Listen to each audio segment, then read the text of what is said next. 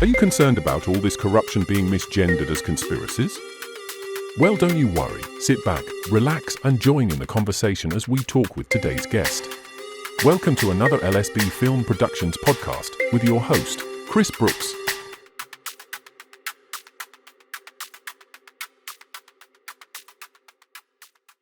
Hello and welcome to the channel. It's me, Chris Brooks, for another riveting LSB film podcast. Today I'm joined with Colin, and Colin and I are going to discuss pretty much three subjects on this podcast, but we are going to come back to some more, so do like a little series. And on this podcast we're going to discuss Masonry and how it has affected the world that we live in. We're also going to touch on the Bible, what of it being a Masonic construct, and we're also going to talk about the difference between the earth and the I should put my glasses on, between the world and the earth, sorry. So without me fluffing any more up, welcome to the show, Colin. Hello there, Chris, nice to be. Yep, absolutely. So Masonics, they seem to be getting around quite a lot these days, don't they? Everyone's talking about them. Yeah, quite interesting. You see, a Mason is somebody who builds something. And so a building is a construction. Mm-hmm. And so whatever you construct has been created by a Mason. And it doesn't matter what it is. So if you take it in terms of actuality, you know, I'm sat in a house now. Well, that was built by Masons, effectively. Mm-hmm. Stone Masons. So they constructed this house. So this house is the reality of whoever built this house, and I'm sitting in it. So here it is. You can visit my house and say, yeah, certainly that's a house made of bricks and stone and slates and all the rest of it. Bits of wood, you name it, all put together correctly. It's a house. Yep. Masonically constructed. So they are the architects of this house. So if you start looking into systems of government, then there must have been an architect of that system. And those architects are the Freemasons. So they were free to construct a system. They constructed a system of governance, which we're all now entrapped in through contract. Mm-hmm. You see? And if you think about the word contract is to reduce. So I like to think of myself as having an expansive mind. And from your videos, I would suggest you have an expansive mind also. I try to. Right, but here you go. But we have, via email, contracted with each other to partake in this Zoom call, which means at 10:30, I have to be here, press the button and say, hello, Chris, because otherwise I've breached my contract. I'll tell you what, you'd be amazed at how many people have breached their contract. Yeah. In which case, you'd be thinking, where the bloody hell is Colin fella? You know, what's he doing? Where is he? You know, I said 10:30, and what's he doing? He's just buggered off somewhere, gone shopping, sat downstairs and forgot, breached contract. But here I am, you know, I pressed on the button at about 10:28 for 10:30 start. It's now 10:37. So, yeah, here we are. I'm performing to contract, which is what you wanted. Top marks, absolutely. And you've performed to contract because, say, presto, press the button, and within 30 seconds, you popped up on the video, and there you were. Yep. So that means we are performing to contract, and we are lawful in our contracts. There's no mischief in our contract. That's grand. But we're the architects of that contract. Nobody else is. There is a conduit that allows this. I mean, I'm in Cumbria near Penrith. You're down in Thetford. Well, think about how the conduit through which we're using, which is the internet and the communication system. That's a phenomenal construct. I didn't build it, somebody else did, but I have to contract with the builders of that system to be able to utilize it. Because otherwise, for me to speak to you, I'd have had to send a letter by the post, and I'd have had to get on a train or in my car and drive all the way to Thetford or vice versa. Pigeon. Or carry a pigeon, yeah. But think of the effort required in that. All I've had to do is switch the computer on, sit in my chair, press a button, there's Chris Brooks. Hello, Chris. Easy peasy, just like that. Yep. You know, we're probably about 250 miles apart in a straight line, at least. Possibly nearly 300 miles away, and I'm just chatting. Quite a trek. as though you're in the same room. Mm. So, I mean, that is a construct. And who made it? I didn't, you didn't, we use it. So whoever constructed the internet, that's their system, and they've given it to us through corporation. So the system of governance is moving from a spiritual governance into corporate governance, which is actually fascism, because Hitler and Mussolini were fascists because it was the emergence of state and corporate power. Well, you've got to understand what state is. State is state of mind, and state of mind is contract. And corporate is the body corporate. So this is my body corporate because of my state of mind in my head. Mm-hmm. And then you've got the state of mind, which is a contract through an incorporated name and a service such as the internet or the electricity company or whatever it is you care to mention. Going to Tesco's and buying a pack of sausages as a corporation, providing you a service through contract. Yeah. And it's all provided. I mean, I've just mentioned Tesco's there. I mean, you've been chatting away with Tim Yabola at Farmer, and I like him. I like what he says, and what he says about food is correct. What he says about supermarkets is not totally correct, I would suggest. And I don't mean that to decry his message. It's more that somebody somewhere has created a supermarket. There's an architecture of logistics and distribution whereby pretty much any product you care to mention can be brought to the shelves so that you can walk into the supermarket and by your own free will and personal contract, you can say, oh, I'll have one of those, thank you. And if you look on the shelf and think, well, I'm not having that, you don't have to. Nobody's ever forced me into a supermarket and said, you must buy this. No. You know, there's shelves and shelves of sugary drinks, alcohol, biscuits, sweets, all sorts of crap that I don't eat. Exactly. And like guess what? I don't put it in my trolley and I don't pay for it. No. I mean, to think like 90% of what you see on supermarket shelves now didn't even exist 100 years ago. Well, to be quite honest, if it's all done by consent and we're governed by consent, then going into a supermarket and buying shit food, who does that? You do. I don't. You don't have to. That's As right. it happens, I go to Cranston's. That's a local plug for anybody who lives Penrith, Carlisle area. Really good local butchers, produce merchants, top quality sausages, really nice pies. You go in there, well, I'll have some of that. Costs more than the supermarket, but you get what you pay for. Yeah, much better quality. Well, that's true. You do get what you pay for. It's made with a bit of thought, made with a bit of love. It's worth eating. You know, it's the kind of stuff that Tim sells.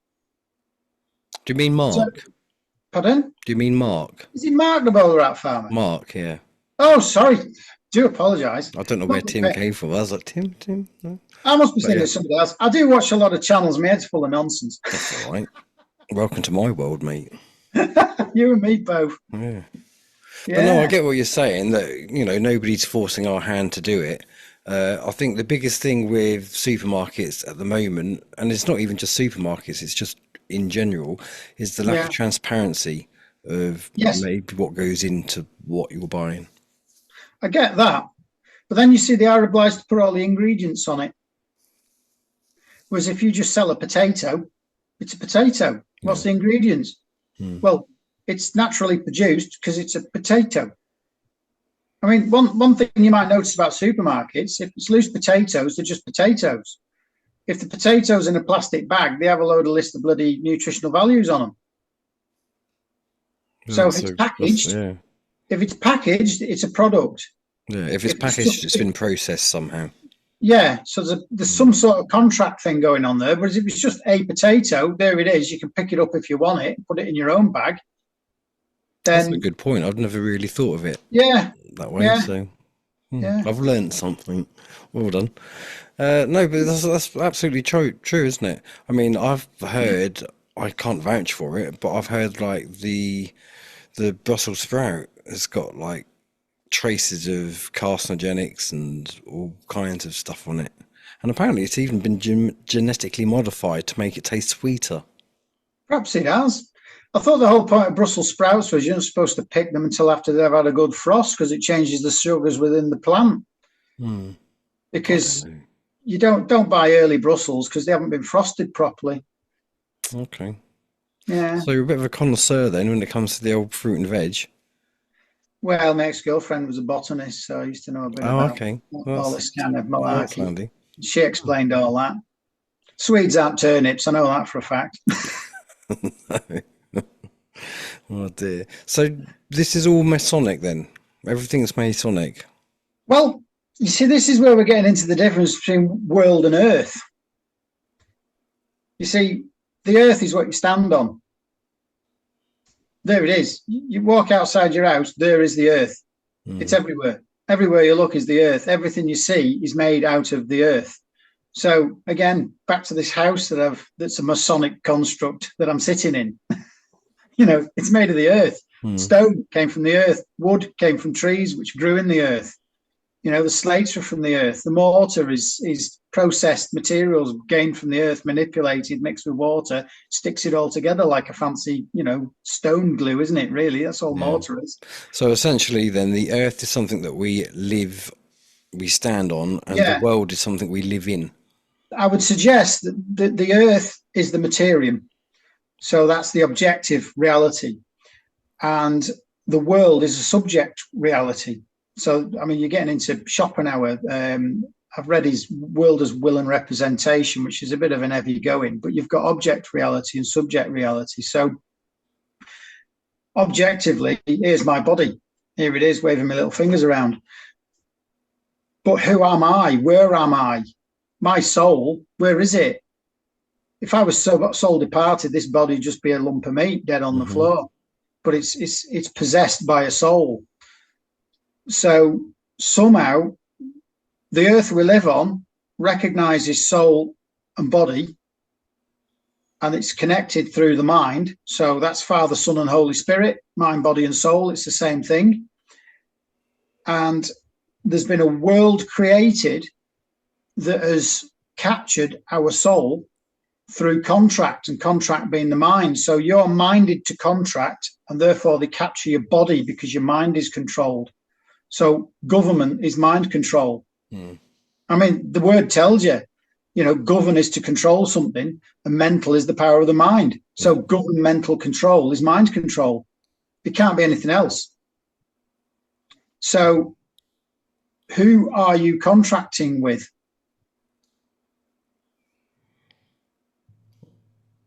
That's it. Who are you contracting with? You're either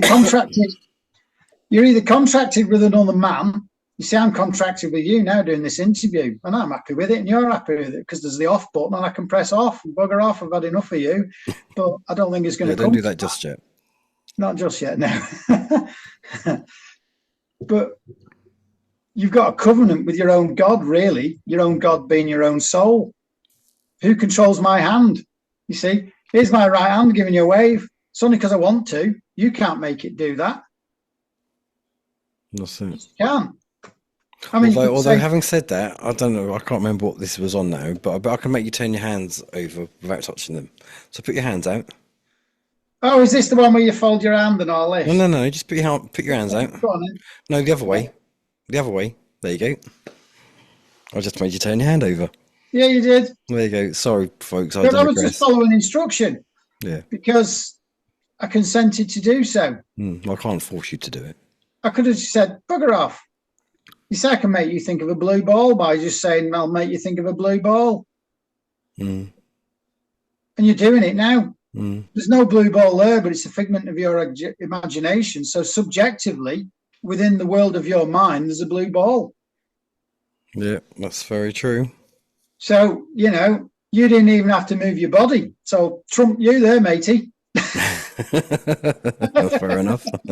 Well, you see, we're having a laugh about this, but this precise mechanism is being used against all of us. Yep. And that is the dangerous thing, Oh, the sniffles is going to come and get you. Oh, you better inject your body with some poison that's untested. All right, then. Needlecraft away. Yeah. Drug addicts now.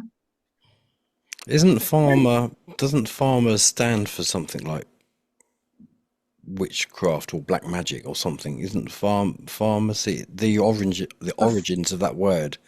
Isn't It's it black Greek. It's magic? pharmakios or something, and it means to Pharmakia. poison. It means to poison. Does it? Yeah, etymology is a fantastic tool. Okay. Etymology online, one of the best sites on the internet. I look up all sorts of words. All sorts of words. I'll have to check that out.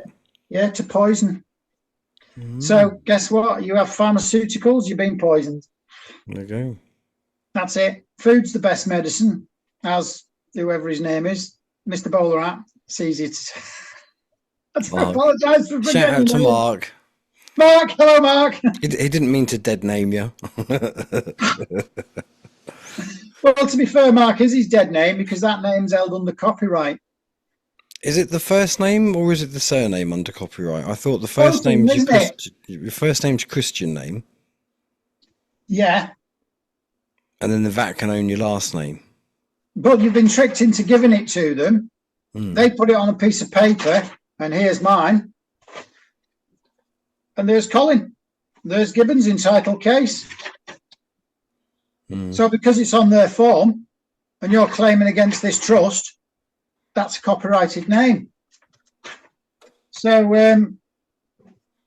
again, you can trademark your name, can't you? You can trademark your name, but actually, I think it's better to go by no name. You see, one thing I noticed in the court, I was the only man named in the court. Everybody else was hiding behind their office under colour of law.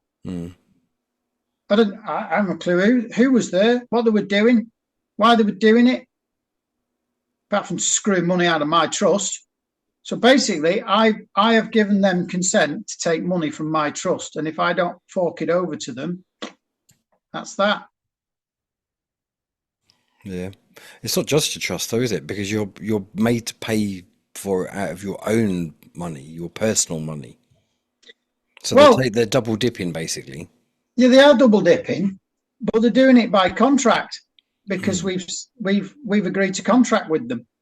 So that's, you see, you're in that world, but you're not of that world. You are of the earth because you possess the body through the soul, and you are minded to do whatever you like as long as you don't cause harm to anybody else, which is fair.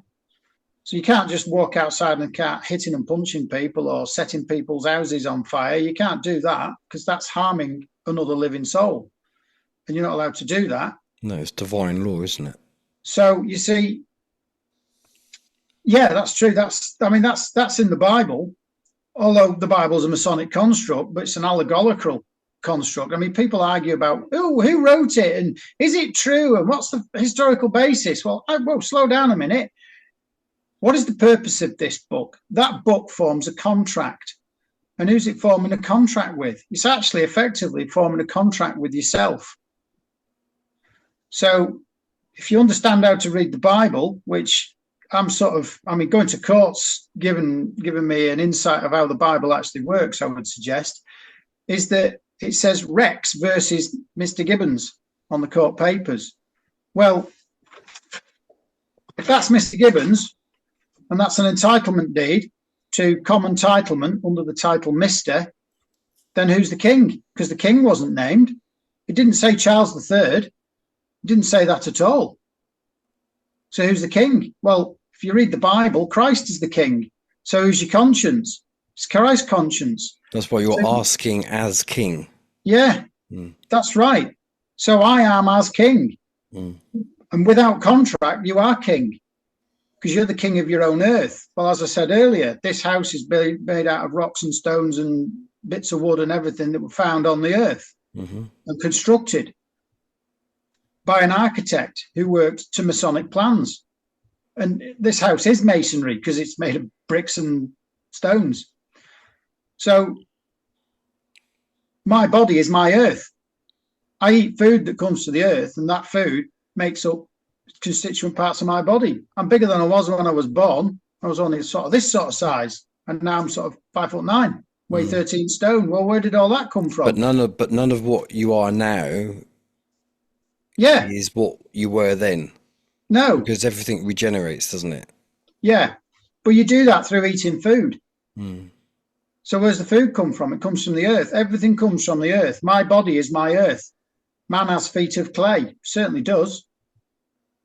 It's been reformed. You're a carbon-based life form, you see. The carbon they want rid of. Yes. Tax the carbon.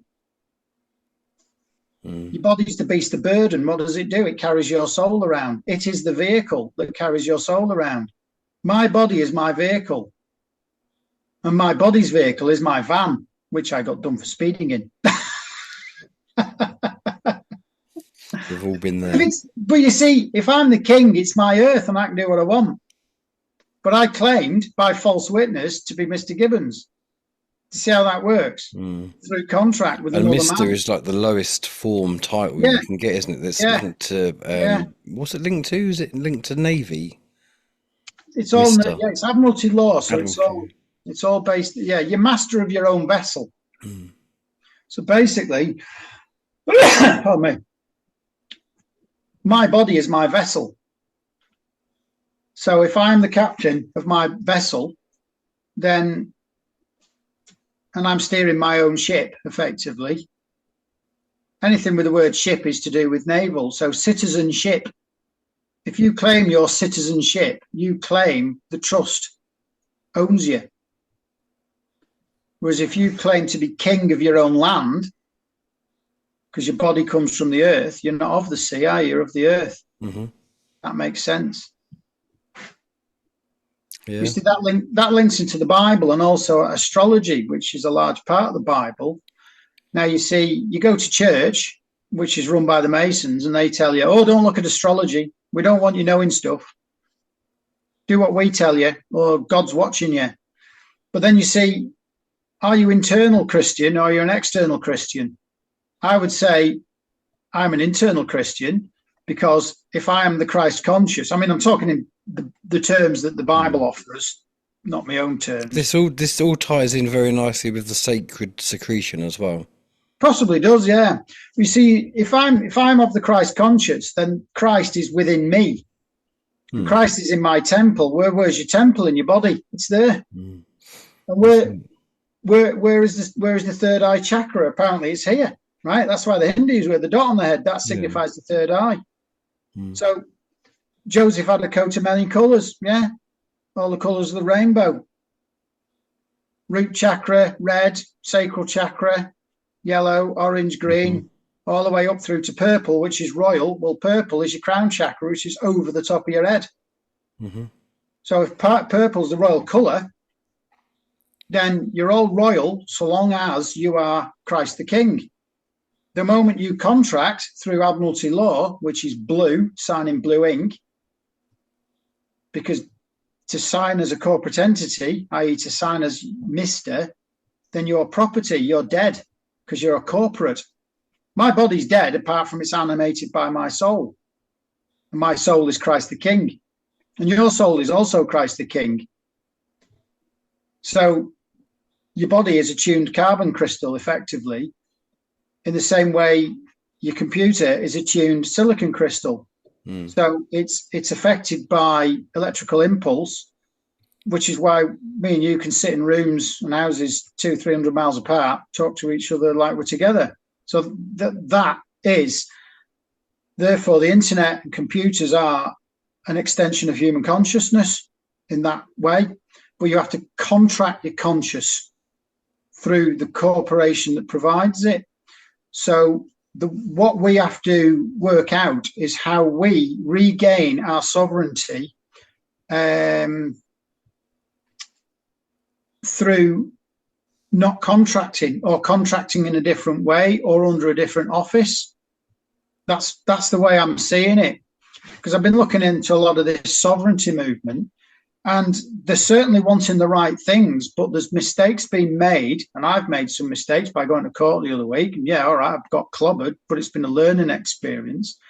And so how do you contract your soul through your body with a corporate entity? Because if I'm Christ the King, well, it all belongs to me, not the other way around. I've looked into money systems. Well, financial system has an architecture. It can't not have. There's rules, there's contracts. So you contract with the bank. How have you contracted with the bank? Why are you contracting with the bank? Because what is money if it's not stored human energy? Well, everything I do, everything I make is made materially with my body. My body is the beast of burden that carries Christ. So, but what is it actually? What is it actually enacting? It's enacting my will, and my will comes from my sovereign soul. Mm-hmm. Does that make sense? Yeah. So what we're dealing with is a philosophical problem. And so a philosophy has to be observed, but then you have to have the correct perception of that observation to make the right choice. So I think there's a lot of deception within the architecture of the systems that we're entrapped into that are created in such a way as to deceive you into making the wrong choices. So if we see past the deception, we'll make the right choices and we'll be free. And I think it's that simple. However, the deceptions are complex. It's just a matter of saying, that's no good, that's no good, that's no good. Keep away from this, do this instead. So if we find a simple path through it, then we shouldn't, in theory, be touched by anybody. The path of least resistance. There's that as well. Bruce Lee, be like water. See, and this is why it's, again, I come back to like the art of sacred secretion. And I think the Masons, I saw a clip where they're talking about this. Are you familiar with? I am, yeah. I know what you said, the chrism oil and all that. Yeah, so Christos is Latin for the anointer. Yeah. Well, Christ was the anointer. Well, Christ died at the age of 33 in Calvary. Calvary is Latin for skull. You've got 33 vertebrae. Yeah. He died in his head. What carried, but you see, Jerusalem is the house of bread. Use your loaf, right? What carried Christ? Sorry, what carried Jesus into the temple?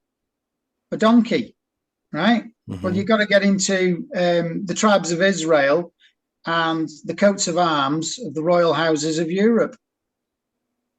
Because, where's my piece of paper gone? Let's have a look. I can never, there's that many of them. It baffles me head. It's understandable. The tribe, the tribe of Issachar is a donkey. So there you go. Madness. So yeah. And Issachar is the administrators of the tribe of Joseph, and the tribe of Joseph equates to the age of Taurus, which is the bull. So I've got more bits of paper. I've got all my timelines through astrological time and how it's all divided by 12s. So if you look at the Great Age, which is almost 26,000 years, divided by 12, you get 2,160, which is the age of Pisces, which just had ended on the 21st, 2021, 21st of the 12th, 2021, should I say. And then you divide that by 12, you get 180-year segments, and then 12 again, 15-year segments, and then 12 again, you get 1.25 years. So is this based on the 12 months? Yeah, because we are really technically 13 months, aren't we? It's supposed to be 13 months, 28 days all the time. And if you look on like the tortoiseshell, it is like a calendar, 13. Yeah. You see, the calendar's been buggered about with, and who's it been buggered about with? The people who wrote the Bible. We're on Gregorian time, aren't we? Yeah. And I've always said that the Revelations and that was all written by the Cabal, because they're telling you what's going to happen. So people go, look, the Bible, it's coming true, look. Well, yeah, because they're enacting it. They wrote the Bible and they then follow the script. So again, that is the architecture of the world that they have constructed. So it is Masonic. It can't not be. Exactly. I've always said that. The Jewish calendar has 13 months in it. Okay. Because it all rolls round, doesn't it? I didn't realise they still had a 13-month calendar. Yeah. So if you bring it to 12, you see 12 fits into the sexagesimal number system. And the sexagesimal number system is Babylonian. And Babylonian is from the east, which is Iran. And the symbol of Iran is the lion. And the lion is the sign of the tribe of Judah, which is one of the lost tribes of Israel. Because I would postulate that Israel is a state of mind. Israel. Yeah. Israel. What's real in your mind, Chris? My stiff neck at the moment. But yeah, I get what you're saying. I was going to say Flat Caps and Pink Floyd, but what do you know? Well, yes, and that. That's always there. Yeah, that's always there. But yeah, what is real in your mind? What is real in your mind? Is their world, is their construct real in their mind? Oh. Pardon me. Or are you going to refuse to contract with them and then it all just disappears? I think the biggest hurdle is knowing how to do that, knowing how not to contract. Yeah, because you could so easily slip into old ways. Because words are spells. Yeah, they are. And when you've been brought up with these words throughout your entire life, it takes some getting used to re-educate your own brain. But you see, you have state education. Let's just put something in a little square bracket. State of mind education. They've educated your state of mind to follow their construction, their Masonic construction, their world. You're not of their world, but you're in their world. So they teach you all the bits that they want you to know. How to be a good little worker. Into their system and not be able to get out of it. However, they don't tell you what they do to get out of it. Well, this is why they don't teach you things like finance and all the useful things. It's all absolute rubbish that they... Because at the end of the day, all they want is people who are submissive, who just get up every day, go to work, come home, and just repeat the process. Well, there you go. There's a dollar bill, right? I'll put it up. Annuit Coeptis Novo Ordo Seclorum, right? We wink in chaos. Yeah, we wink in a new secular world order. That's Latin. That's what it means. $1.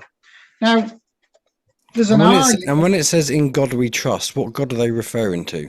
Well, it doesn't really matter, does it? It's unnamed. Well, because the Masonic bunch. I'll say that again. Which God? It's unnamed. If you say Jehovah again, and John Cleese gets a rock on his head, doesn't he? I don't know if I've seen that. You must have seen it. The Stoning scene. Sorry, Life of Brian. Yeah, sorry. Yeah. Right. The God's unnamed. If you name God, you make contract with this. Think about it. In God we trust. Who's your God? Who's the God of your earth? Your Christ conscious is king. He's the king of your earth. You're a fractal part of God thereof. There's one I, right? Mono means one, doesn't it? Mon I, money, mon I, one God, one I. Who am I? To trust in yourself. Isn't it? Yeah. Yeah, that's very good. Who are you? I'm Colin. Oh shit, I've contracted. Hello, Constable. Mind you, constables, they're common law, aren't they? It's the corporate whores now. Well, yeah, but your birth certificate is an certification of entry into the House of Commons. So the moment they get your name, you've contracted. You've claimed their crown copyright. It's on here. That's crown copyright. What colour's the British Empire? Look it up on a map. It's pink. What colour's that? Pink. So what's pink? What's the relevance of pink? I've not a bloody clue. I've not worked that one out yet. Perhaps somebody could tell us in the comments. Yeah, if you know, then help us out. I think pink may be, you see, you've got all your chakra colours, which is royal is purple, but I think pink is strength. I think. So the strength of your contract is written on a pink piece of paper. And the British Empire, the British crown that you contract with, was always pink on the maps. You know, Canada, South Africa, Australia, New Zealand, India, all pink. The sun never sets. Who's the sun? It's Apollo. It's Apollo. Apollo. Well, it all goes down the pit of Apollyon on in Revelation of St. John. Okay. See, I'm not adverse enough to understand that. Oh, Revelation's an interesting book. See, the Revelation of St. John is can also known as the Apocrypha. Well, Apocalypse is Greek for lifting of the veil. So if you are St. John and you lift the veil up from your face, you come from behind the mask and you can see what's going on. Or you are revealed to be who you are. You're not a piece of paper, you are a living man. Now, person comes from Persona, which is purser, who holds the money. But it's also, persona is a mask. It's again a Greek word, a mask that actors use to portray a character. So here is the man, and here is the persona. You see? If I claim to be the persona, I'm liable for the persona's debts. So it's how all this works. It's about getting joinder. We'll join the man, the living man, the soul conscience, to a name through his mind, through his contract, and then we can take possession of his body. Because you've been willed to do that. Bills of Exchange Act, Section 30, Part 2, you can't be forced to contract. That's their rules. They cannot force you to contract with them. So if you do, well, yeah, that's it. If you get dragged into court, well, I didn't want to be here. I'm under duress. You dragged me in here. You brought me in here. You locked me up. Who the hell are you? I am me. I don't have a name because I'm nobody's property. That's it. You name and this property. is why they're desperate to bring in ID cards. Well, that goes into, well, yeah. The crazy thing about ID cards, they can sort of work both ways, I would suggest, you see, because if I say I am the executor of title, then I can take that certificate of entry and say, well, that's my entitlement is to everything that Mr. Gibbons owns. Well, what does Mr. Gibbons own? Well,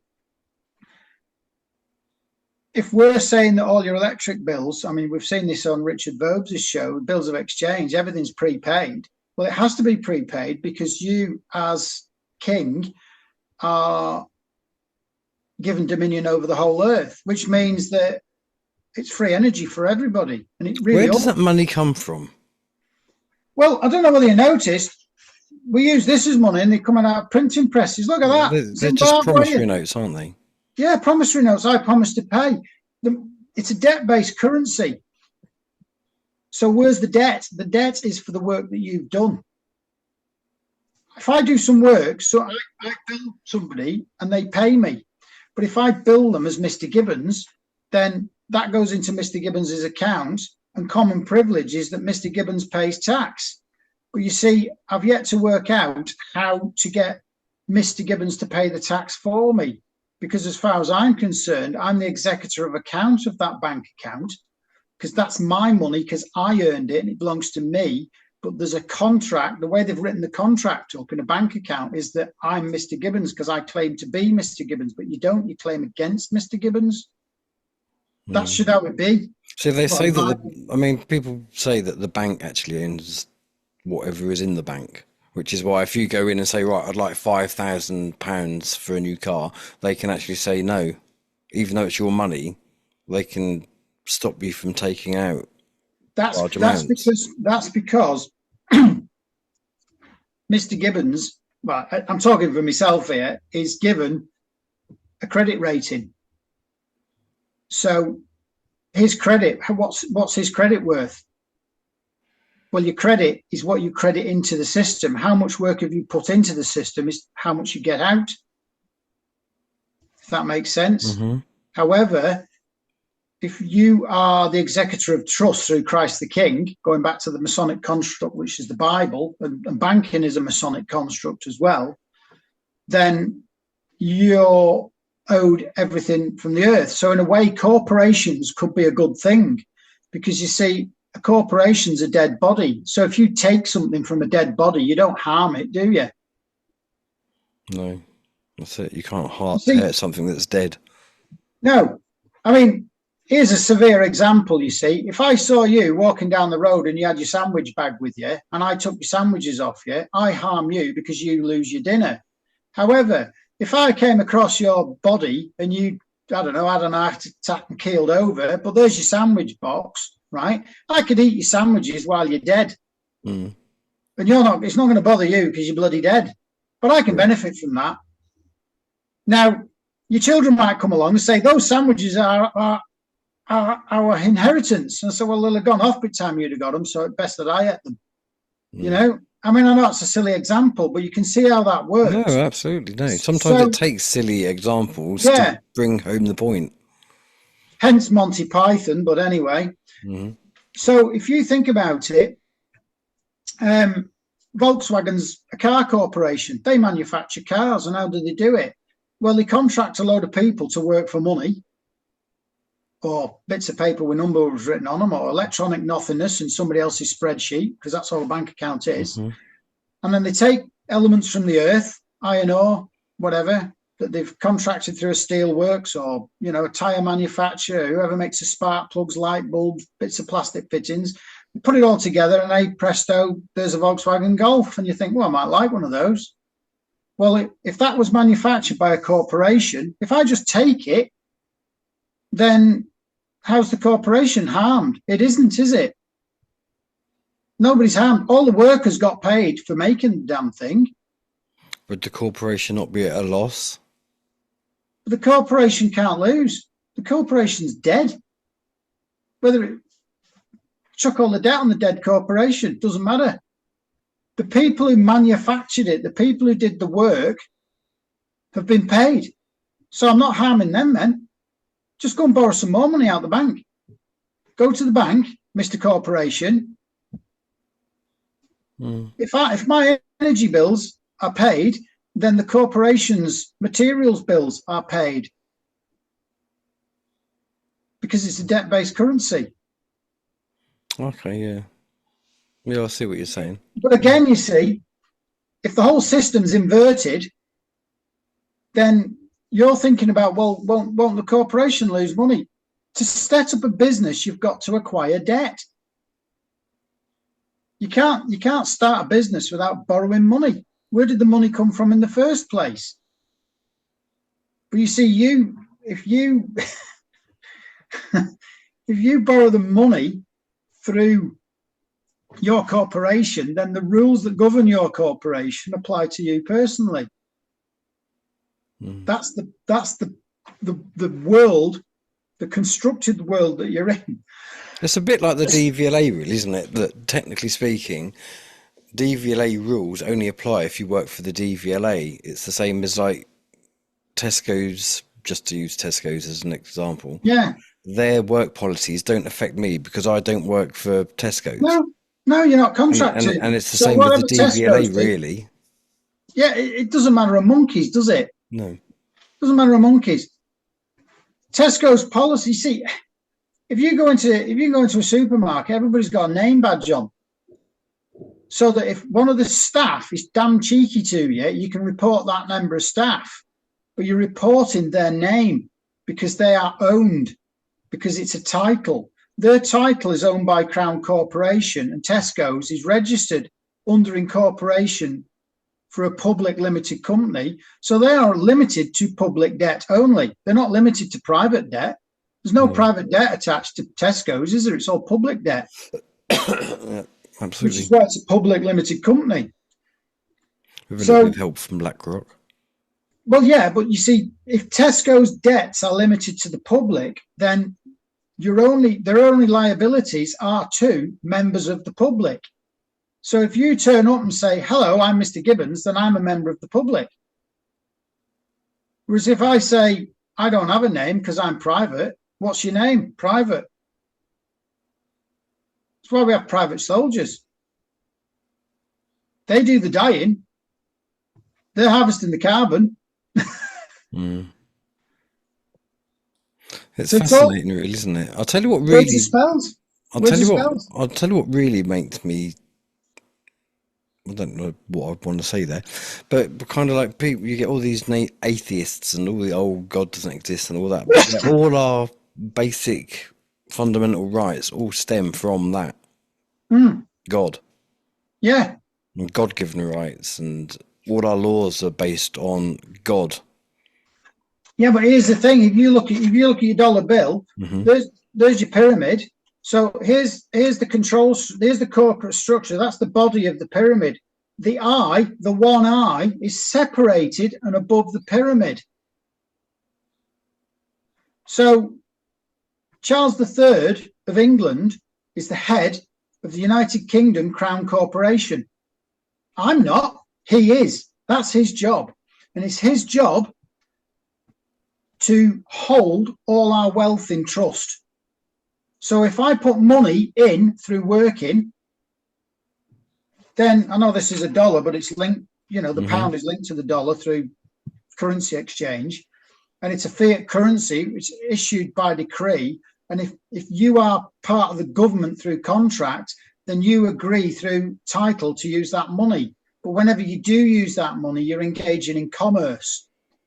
And so you're therefore under commercial title and commercial contract. And that's all it is. And if there's no contract, there's no contract.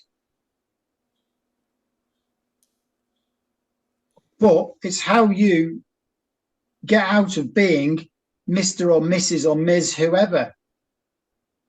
And I would think suggest that is the biggest question, isn't it? How do you break free? Well, yeah, so that it is. But then you see, if we're going to have philosophical discussions, and I would consider that this is one, then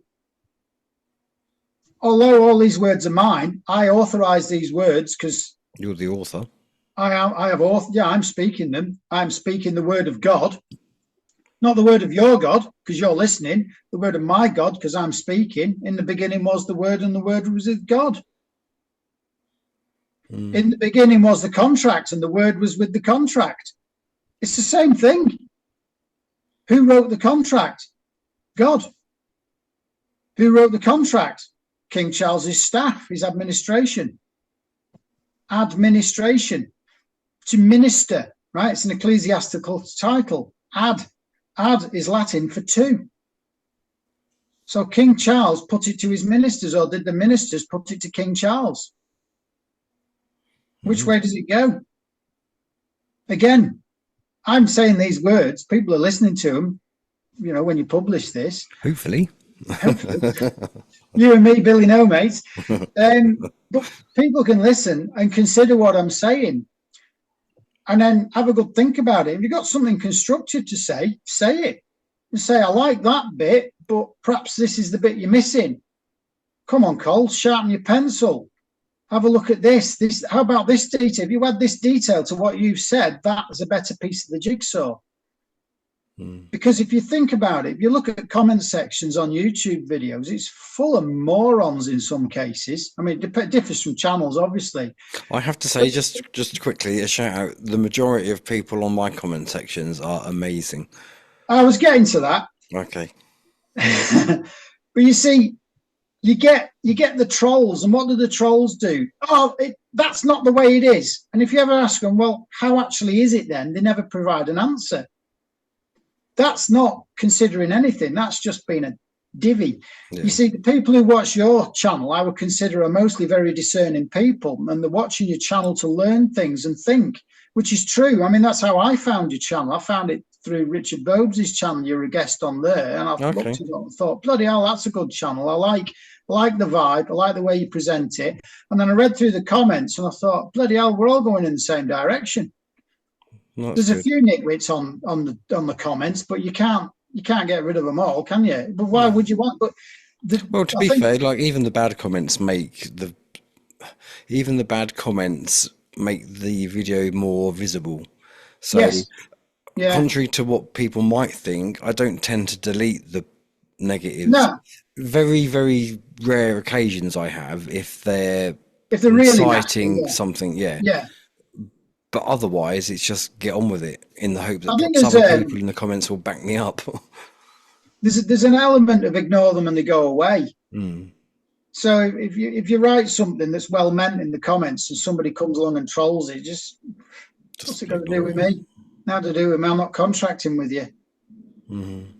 Yeah, that's it. You see, right. I'm not writing a reply because that's the contract. Just ignore them; they'll go away. Unfortunately, it doesn't work with government. They just send the bloody uniform goon squads around. You know, I can beat you up because I've got a fancy dress outfit on. Oh, well, that's okay, isn't it? I didn't consent to that. Well, actually, sir, you did because we've decided you're somebody else. We've decided you're attached to a bond, and our bond is securitized, and we don't want to lose the slave. That's all it is. It's a slave system. They didn't abolish slavery. They turned it on its head. Of course they did. In fact, I read somewhere not that long ago that back in the slave trade days, the slaves only worked for half the year. So even when they were slaves, they still worked a lot less than what we work nowadays. Well, think about it. If you own a slave, that slave is your asset. And if you mistreat your slave, your asset's not going to perform. Mm. My car is my slave. Well, I haven't got a car, I've got a van, but my van is my slave. If I want to get in the van and go to Penrith, that's what I'll do. And it carries me there. I don't have to walk.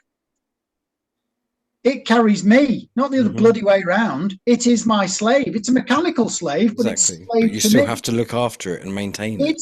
Yeah, it's slave to my will, right? Where am I going to drive my van?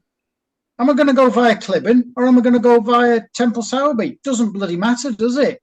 I could go via Shap if I wanted to. Doesn't matter. As long as I end up in Penrith.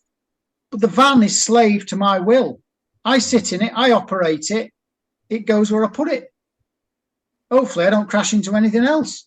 Otherwise, that's another bloody contract. Yeah, let's not tempt that fate, hey? Yeah. What's the weather up near where you are now? Bloody cold. Yeah? Snowy or just... Pardon? No, snowy? Just hard frost. Okay. I've not looked... Oh, I can see Cross Fell from out the window, but I haven't looked in that direction this morning, so there might be snow on the top of there. See, I'd love to live somewhere like that. It's no different. It doesn't matter. Everywhere's exotic if you've never been in it. Yeah, but I love the snow, and so you're more likely to get a nice snowy picture than... Well, it snowed the other week. Snowed the other week. Exactly. We haven't really had anything here. And because we're surrounded by Thetford Forest, it's almost like we've got our own little eco climate. Yeah. What's the elevation at Thetford then? Is it pretty low? A couple of 100 feet? Oh, it's not very... Because that makes a huge difference. I mean, I couldn't give you an actual answer, but I can't imagine it's very... We're quite low. My sister lives Salisbury way, and that's actually quite high up. It gets bloody cold there. Mm. Yeah. Yeah. No, but you don't think we are here. Yeah. Quite flat. Well, such as it is. No, it's quite nice around here, but it's a bit chilly at the moment. A bit chilly. How's that affecting your heating bills? Do you pay heating bills given what we've been talking about? Yeah, we do. I mean, we've got oil-fired central heating. Peasants Aga, as we call it. I'd love all that. I'd love a wood burner, but they're just too bloody expensive to install. We haven't actually got a chimney in the house because it's quite a modern house. It's very well insulated, and we thought we'd better dip the tank and see what's in there. The blooming thing's 2/3 full. It's like, I can't remember last time I had it filled up. Wow. So, however much it costs to fill the tank, I can't remember, but we do all right on fuel. Cool. Get about about 18 months, 2 years out of a tank of fuel, which is not bad because it's not a particularly big tank. That's all right. Well, that's a well-insulated house for you. Which is quite unusual for a more modern. No, it's a very warm house. Warmest house I've ever lived in. That's good. That's good. My living room always is quite warm. The rest of the house can get quite cold, but and we're semi-detached, so But no, that's cool. Nice. So going back to what we were discussing, I've lost my train of thought. We're talking rubbish now, aren't we? But never mind. So we've touched on the Masonic. Yeah. So, because obviously you've got varying degrees of Masonic, haven't you? You've got the 33, which is what we deem as like the evil bastards, which are controlling everything. And then the lower you go down, it's just more about getting a step up for helping your businesses and stuff. It's like, you scratch my back, I'll scratch yours. So where is the problem? Where does the problem really lay with the Masonic lot? Well, this sort of gets back into the Bible and the ages and the tribes of Israel and how they all sort of basically, it goes round in order through the great year of 26,000 years. And then you get a particular age, and then the attributes of that age are what that age is all about. And then you basically got an administrative class over the age, and it's the administrative class that steers the attribute, which is quite interesting. Here's me a bit of paper here. So we've just come out of the age of Pisces, which, if you take 2,160 years previous to 2012, gets you to BCE 148, you see, so 148 years before Christ, so they're telling us. So that's when it started.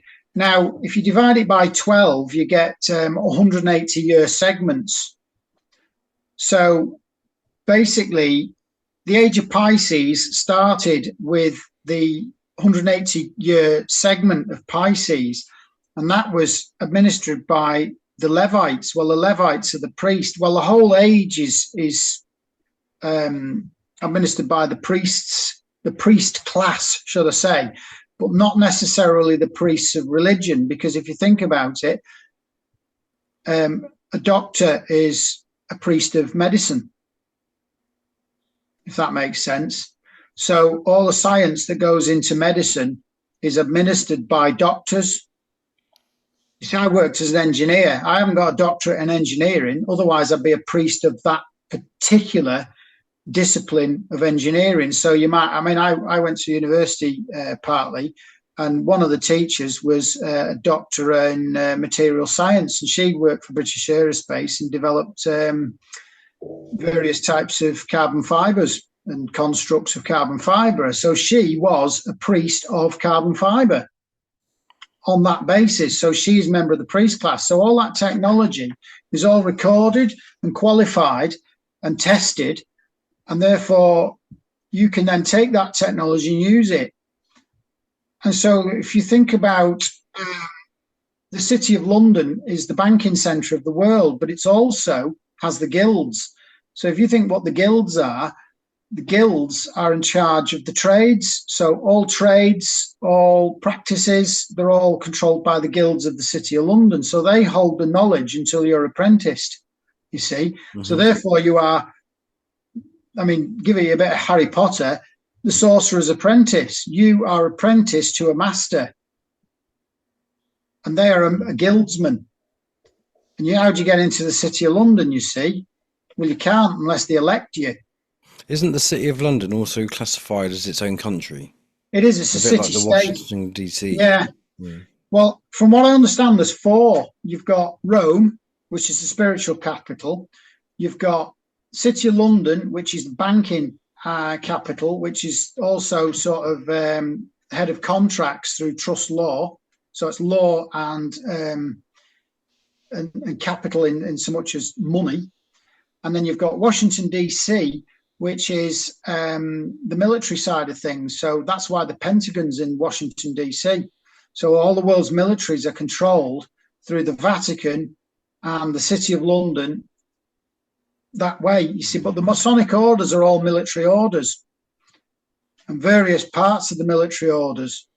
And again, if you start looking into the coats of arms of the royal families of Europe, especially, because Europe's had basically the last 1,000 years, hasn't it, in control, since China was subdued.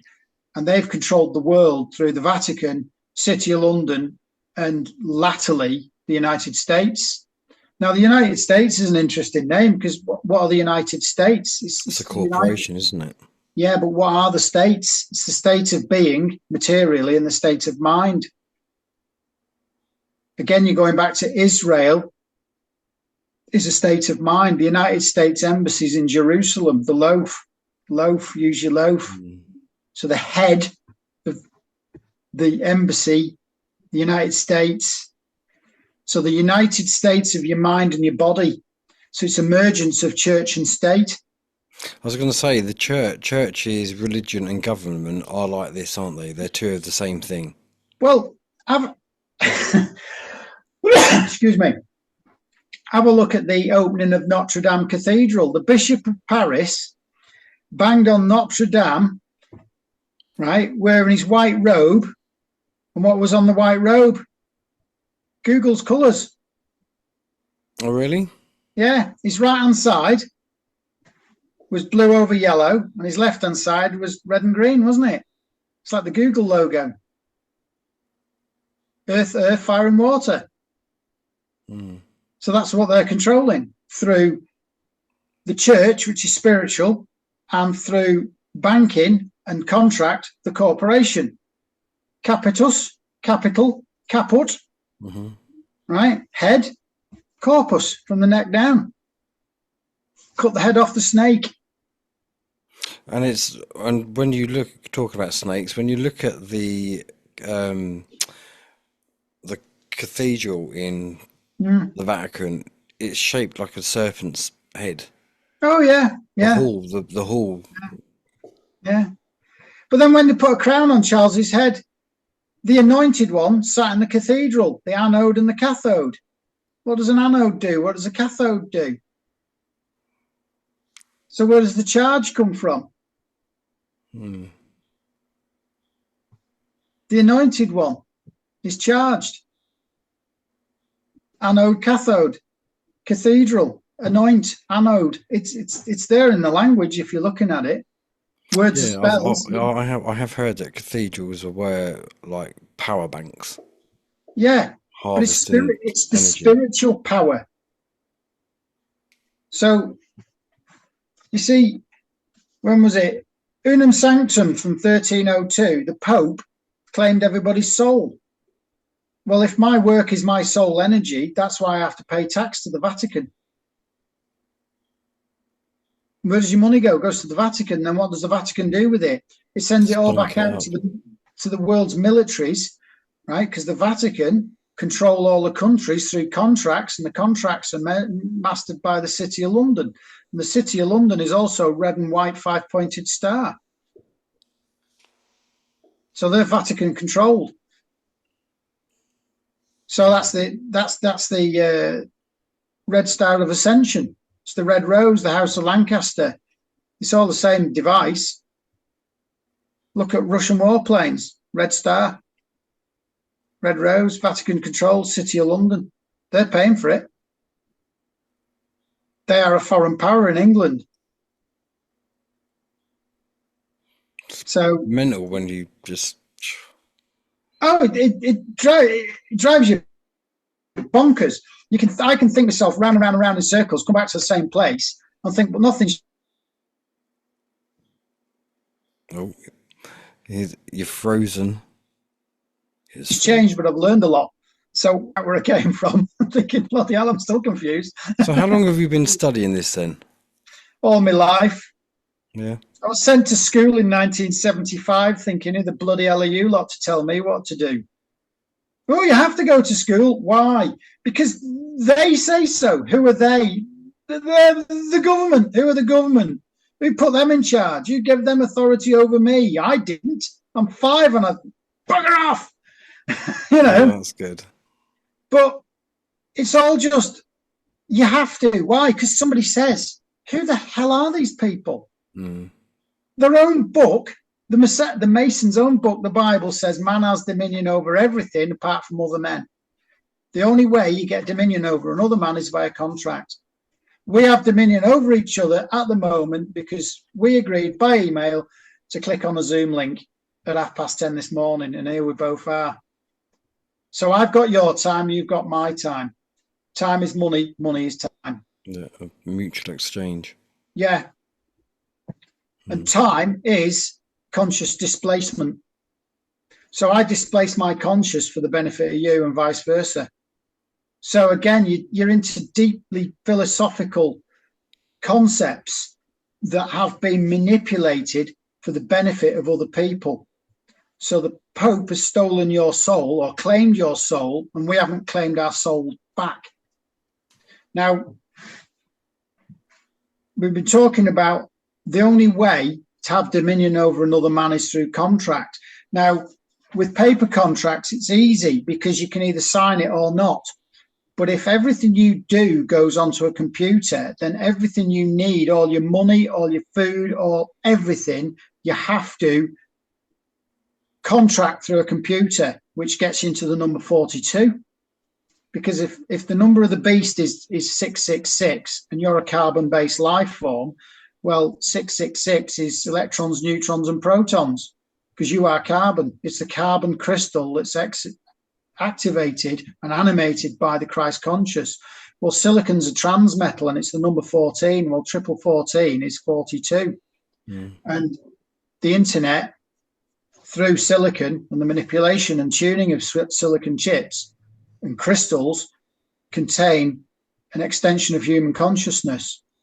Because if you think about it, in the 1970s, if I wanted to know something, I used to have to get on my bicycle, ride 5 miles to Ormskirk to my grandparents' house, and then walk uptown half a mile and go to the library to discover there were no books on the subject I wanted to know about.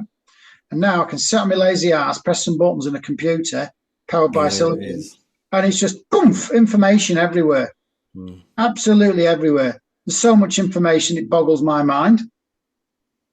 And I claim to have an expansive mind. Think how much that is. Going back to the 666 and the beast number and that, Yeah. doesn't the Bible refer to the beast number as 616? No, 666. But the beast system, which is the spirituality and contract side of thing, if you get you see, the Pope's title is the Vicar to the Son of God. And vicarious means taking care of somebody else, which is what the Pope has actually done. Now, you might think, well, the Pope's a bastard. Well, perhaps he is, perhaps he isn't. But the Pope is held under contract. And you've got three popes as well, though, haven't you? You've got the grey Pope, the black Pope, and the white Pope. Yeah, but they're not all there at the same time, are they? We've got Black Peter of Rome at the moment, Bergoglio. You see, his name's Bergoglio, but he changed his name, didn't he? I don't know. I just know that the Grey Pope is the one who kind of works for their hidden families, who directly communicates with the nasty one, the nasty people. Perhaps he does, yeah. Perhaps he does. But the thing is, he's under oath and contract to fulfill his duty. You see, so the Pope's administration administers the soul of man on earth. So that's why it's the Vatican. It's the vessel that holds the souls of man, all men on earth, because apparently we're not responsible enough to do it ourselves. So he does it for us vicariously. So he's vicarious filii Dei, which is Latin. And if you take all the numbers out of that and add them all up, that comes to 666 as well. So that's in your numerology. Yeah. See, in numerology, 666 isn't a bad number. No, it's not. It's just carbon. That's all it is. Tesla said the secret to the universe is 3, 6, and 9. Well, that's carbon, oxygen, and nitrogen. Yeah, absolutely. Yeah. You see? I'm just trying to find, kind of keep talking. I'm just trying to find what 666 in numerology is, as in like angel number. Oh, righto. Yeah. So if you're looking at, I've not got my bit of paper here. Well, here, look.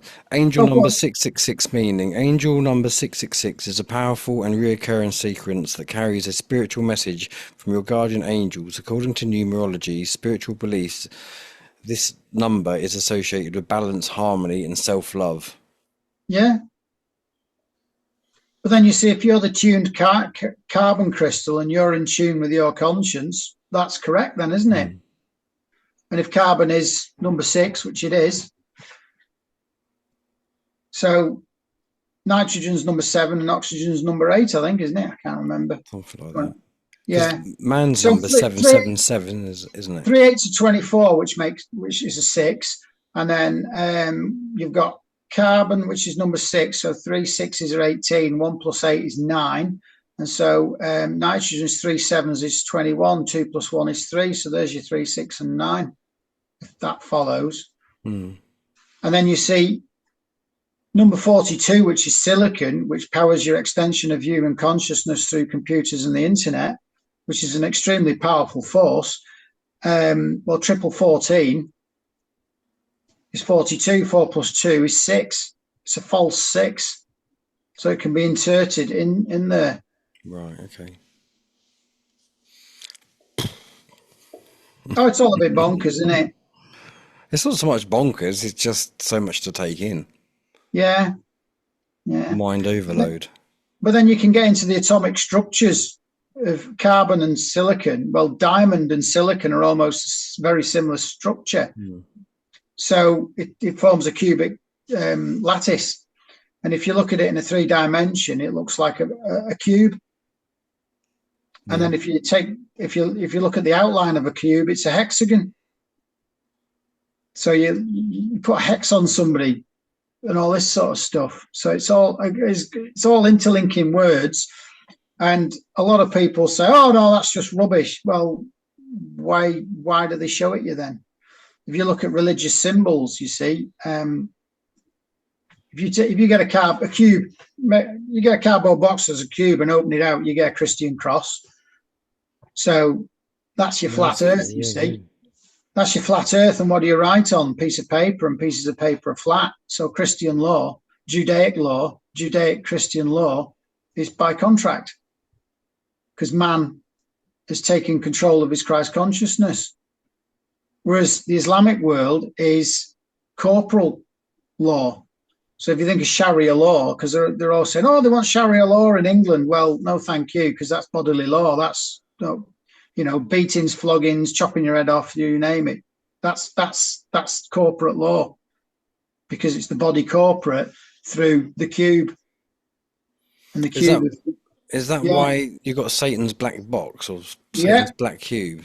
Yeah. And then you've got the Jewish religion, which is the Star of David, which again, if you look at the structure of carbon, something you need to look at is a Shashiba cube, which is like a special magnetic puzzle made out of triangles.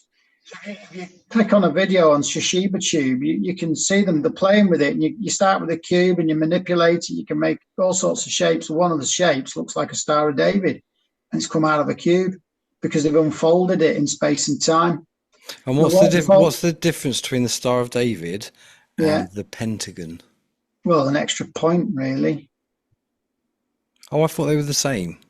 No, Star of David's got 6 points. Oh, okay. Yeah.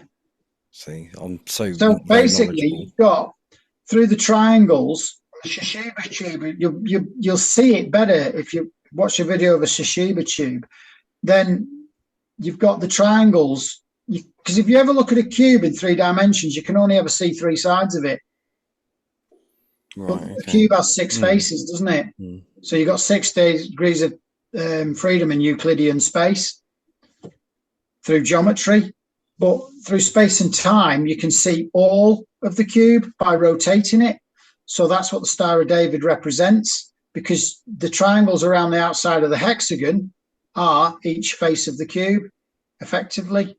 Okay. That's what it's showing you. So in space and time. So what expands in space and time? It's your conscience.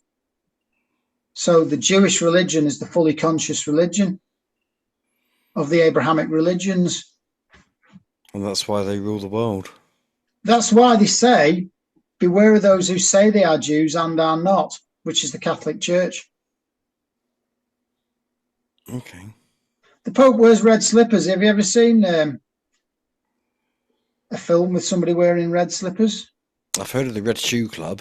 Well, yeah. I'm not familiar with the red slipper. Come on, Wizard of Oz. Oh, yeah. Well, Wizard of Oz, red slippers. Are they? Oh, they are slippers, aren't they? Yeah. She goes up the road with the Lion of Judah, the Straw Man, and the Tin Man. The Lion of Judah, is Judaic law, contract, because he's lost his courage. Mm-hmm. He's lost his courage because he's lost his will. The Straw Man is, well, you know what the Straw Man is. Everybody watching this channel knows what Straw Man is. And the Tin Man is the corporation, right? Well, and she wears red slippers. And she leads them up the golden path to the Emerald City, where Donald Trump's pulling all the levers and saying, oh, look, where's it gone? Here's the Emerald City with the green seal. Never seen that coming a mile off.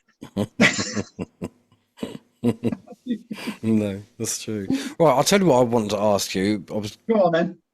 I put a picture of my Christmas tree up on my YouTube community page. Yeah. And for the most part, it's like, oh, that's really nice, blah, blah, blah, blah. And then you get the other one saying, oh, it's satanic. But I'm thinking, well, Christmas is taken from a pagan holiday. Yeah. Pagan predates Christianity, and Satan wasn't a thing until Christianity. So how is it? Yeah. How is it a festival of Satan when it predates Satan? Well, it's Norse, isn't it? Really, Norse Germanic. So it's the tree of life. Because I've always loved her, and I'd say, like, I'm not denying my kids the magic of Christmas that we all grew up to love. Well, Christmas it's a hijacked festival, I would suggest. Of course it is. And it's a bit of a coincidence that Santa Claus, or the claws of Satan, as in the clause in the contract of Satan, the devil is in the detail, wears the same outfit as the House of Lords. My Lord's, my Lord's spiritual and temporal, right? What are spiritual matters? I've got the meanings. Spiritual, relating to or affecting the human spirit or soul, as opposed to the material or physical things. And here is the definition of temporal. Relating to worldly as opposed to spiritual affairs, secular, you see? So there's your word, my Lord, spiritual and temporal. So Santa Claus, Satan's clause, the clause of Satan, the devil's in the detail, the contract that you have with government through Crown Corporation and the Vatican, right? Mm-hmm. If you're good, you can have some presents. And if you're naughty, we'd take them all away. Because Santa Claus sees what you do. The House of Lords, spiritual and temporal. Bloody hell. Bloody hell. You're learning, aren't you? Yeah. Yeah. Probably have to rewatch this again to let it sink in again. So I thought you were going to say have a lie down. And that'll come after. So do I have any kind of bad karma for having a Christmas tree in my house? Well, what do you want? Well, this is what I've always said. I've kind of reclaimed Christmas as a me festival, as a celebration of my family at this time of the year, the same way that the black people have reclaimed the N-word. That's just the Latin word for dark brown or black, which if you look at the colour of skin, they are. There's no getting away from it. It's what the word means if you speak Latin. Isn't that Negro? But it's Latin, so it's a conjugated end, isn't it? Yeah. Yeah, I guess so. Doesn't matter. There's plenty of languages that use negris as the word for black. Well, in Spain, it's pretty much that, isn't it? In pretty Spain. much that, yeah, because it's a Latin language. Yeah. Well, But then you see in law, a black person is a slave. Really? Really. So black, you see, this is another nasty trick in their little forms. What box do you tick? Are you white British or black British? Are you free to choose or are you a slave British? So your mate you had on last night, he needs to make sure he ticks the right bloody box.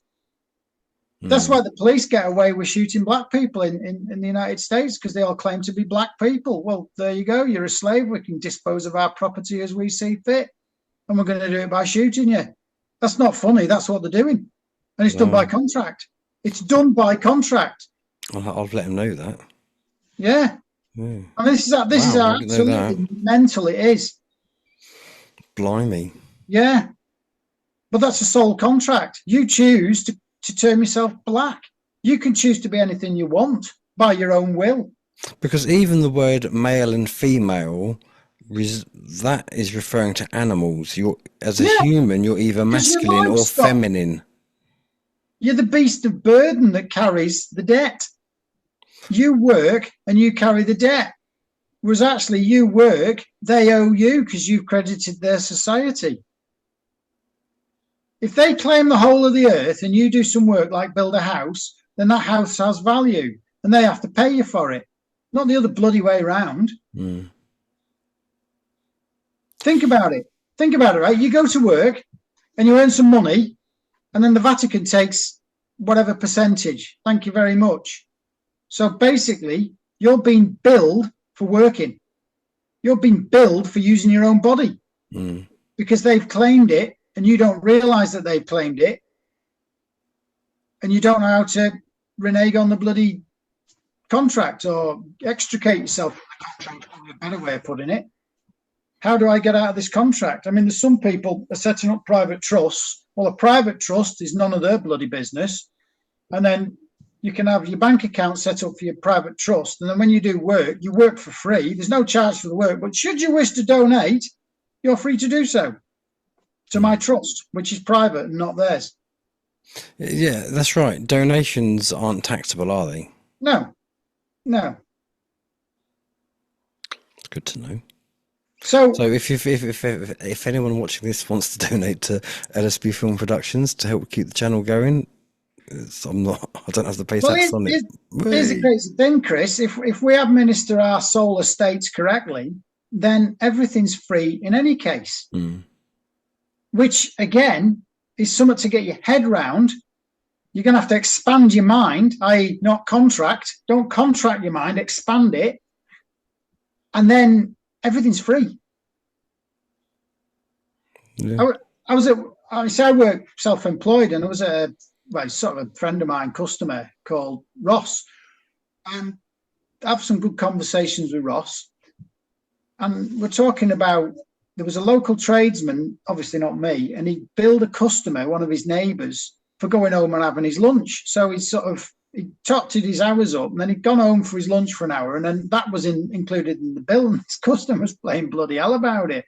We see me and Ross, he'll go out walking the dog, he'll come back, and I'll have had my butties at sort of 10 o'clock-ish, and he'll come in at sort of just after 11 and say, cup of tea, yeah, let's have a cup of tea. And I'll sit there having a cup of tea and a chat with him, not doing any work. Bugger that. A cup of tea with Ross. Let's have another biscuit sort of thing. And anyway, and I just say, well, I'm self-employed. I work for me. I make the rules up. As long as I get the job done to your satisfaction and you pay for the job and the work that I've done, that's fine. If I sit around drinking tea with you, well, that's reflected in the bill. So I spent all day yesterday, getting about 6.5, 7 hours. And then on Friday, I probably spent about 7 hours there and done about 4 hours work. The rest of the time, talking and doing whatever we want. But you see, I make the rules because this is my earth and I'm the god of my earth. It's nothing to do with the bloody Pope when I'm having a cup of tea and a biscuit with my mate Ross while I'm building some shelves and putting some architrave around his blooming. And also, if you're quoting for a job, you're not quoting for per hour, are you? You're quoting for the job to be done and finished. Well, actually, I was quoting per hours worked. Okay. So I'm not going to bill for the hours I wasn't worked. So basically, I did a day and a half in almost 2 days. The rest of the time was spent talking rubbish with Ross, which was grand. There's nothing wrong with that. You see, what a nice way of living. And he says, you're the only one that has that attitude. Everybody else is get in, get working, work. Well, let's have a think about this. If hard work was good for you, the rich and greedy would have kept it for themselves. Exactly. I'm not rich. I'm not greedy. The Pope is. It's funny, actually, because the majority of cases, like even when I used to do agency work and I'd be a driver's mate and we'd go and deliver stuff, it'd always be the people who were poorer who would tip better. You know, we have such a better work ethic, or just ethics in general, to many of the rich people. But then on the other hand, you've got people like who my wife works for. He's an incredibly generous bloke, and he really looks after their employees. So it's not a one thing fits all, but on the whole, generally, the more rich you are, the more of an arsehole you are. That's what their soul is. Arseholes, yeah. It's quite interesting being self-employed because, of course, you meet lots of different folks. Now, some folks I meet haven't got a pot to piss in, and other ones, they're seriously wealthy. And you don't know what they're going to be like until you meet them. I've met some really lovely, very wealthy people and some absolute scumbags, and vice versa with the poor people. I mean, I've worked for people who I just know they haven't got any money, and I'll quote them on a job, and then the job starts going a bit wrong because of something unforeseen, but I don't charge them anyway. Sometimes I just think, well, the job needs to be fixed because it needs to be fixed. And I know you can't pay me, but I've sort of got into the job and it's going to have to be finished. Well, there's only one way to finish it, and that's for me to carry on working and do the extra bit. And I know they can't afford it. So I'll just finish it for them. And I won't bill them for the hours because it's not fair because they can't afford it. But it's not fair to me leave it half done either. No. Well, it's great to have people. But sometimes I'll just say, look, you know, you're going to have to pay for the materials. I'm not standing them, but I'll, you know, for another 50 quid, I'll finish the job. And I'll explain the situation, they'll do it. But then there's rich idiots. Well, they start ordering you around like they bloody own you. It's hilarious. I had one, bloody hell, when was it? It would have been about 2 years ago. And what had happened running up to this, I'd fallen off a stool and twisted my ankle. So I'd had about 5 weeks off work. And anyway, he rings up and he says, what's your lead time? I said, well, it was 8 weeks, but I've twisted my ankle. So it's gone to about 12 or 13. You know, I won't be doing any more work until my ankle's right, because, you know, my ankle's worth more than any job I've got on the books currently, because somebody else can always go and do the job and I've got to recover. My body's worth more than work. Of course it is. And obviously he couldn't get this. And he says, there must be something you can do. And he was some sort of like rich businessman who moved into somewhere near Kirby Stephen. There must be something you can do. I said, well, such as, you know, I've got my job book. I've rung all my customers up. I've explained the situation. That's, you know, they're going to have to wait another 5 weeks. And by all means, go and find somebody else if you want the job done quick, or you're just going to have to wait. Now, everybody said, yeah, quite happy to wait, you know, as long as you get better, and we'll see you when you see you. Well, thank you very much. I like that. It's kind. And then this fellow's really insistent. And then he says to me, come on, there must be something to do. I says, I tell you what you could do. And he says, what's that? I says, I'll give you a list of everybody's phone numbers who's in the queue ahead of you. And he says, and what am I going to do with that? I says, well, you can ring them up and you can tell them to fuck off, because I'm not going to do. And then there was this long silence. And I said, are you going to put the phone down or am I? And I just got, boop. That's right. You've got to be like that, though. And you know what? Keep your money, you arrogant bastard. You don't tell me what to do. I haven't got a contract with you. You're offering me one and I haven't taken it. Can you do the job? Yeah, but you're going to have to wait. I don't want to wait. Fine, get somebody else. Yeah. Bye. That's it. I'll work for somebody who's nice. I'll go to Ross's, eat jam butties and drink tea and talk shit and, better do this while we're here. See, I try not to use the word nice as much anymore because I know apparently it originates from the meaning of stupid. Yeah, so if something's nice, it's stupid. Stupid. That's interesting. There was a teacher at my primary school give us all a good tell. Well, not me because I wasn't in her class. My sister's class. She said, "Don't use the word nice." Mm. I must say I don't use it very. I just sort of slipped out, but that's all right. Well, look, everything's got a bloody double meaning, isn't it? If you get out the Black Law Dictionary, then reset. When they're constantly talking about the Great reset in Black Law's Dictionary means to pillage, to steal, to take. Yeah, the Great Theft. Yeah. Well, you see, thinking about it, they say you'll own nothing and be happy. That can be taken two ways. Well, we're kind of there now, aren't we? Sort of. I think it's down to we can't be trapped into the electronic commerce side of things, because I think if it goes completely paperless, we're stuffed, because then the only way to deal with them is through the computer. But basically, owning nothing and being happy. If you control your own trust, then your trust owns your wealth. Well, if you've got all your wealth in your trust and you've got enough wealth to live on, well, what's to be unhappy about at that rate?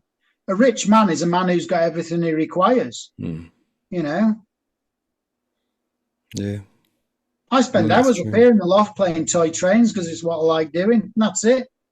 I don't give a monkey's what anybody watching this thinks of toy trains. That's my business, not yours. I think they're probably more popular than people. Oh, yeah. think. But what I'm saying is, it's not a question of, I don't care what anybody else thinks. You live your life for you. I live my life for me, and that's what suits me. So if somebody comes on, what are you doing that for? Well, because it pleases me. What do you do that pleases you? And they'll say, well, I eat pizza and drink beer and watch football. I think, well, I can't think of anything worse for myself.